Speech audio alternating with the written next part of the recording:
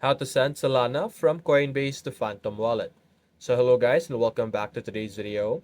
So first things first, as you can see right now, we're currently in our Coinbase. So what you're going to click on is the transfer option. Over here, there are four different options: send crypto, receive crypto, or deposit cash and withdraw cash.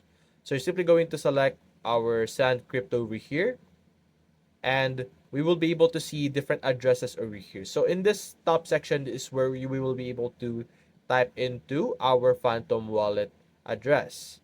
So over here, let's go over to our Phantom Wallet, as you can see. So what we're going to do is, because we want to receive Solana from Coinbase, we're going to click on receive, and then we're going to copy our code over here from Solana, as you can see.